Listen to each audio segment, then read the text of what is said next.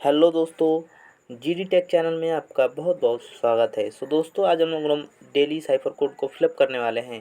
आज का लेटर है सी के लिए इसके बाद से डैश देना है, डॉट देना है, इसके बाद से डैश देना है, इसके बाद से डॉट देना है। ठीक है, साइड में दिख रहा होगा आप लोगों को। ठीक है, यहाँ साइड में आप लोगों को देखने के लिए मिल जाएगा।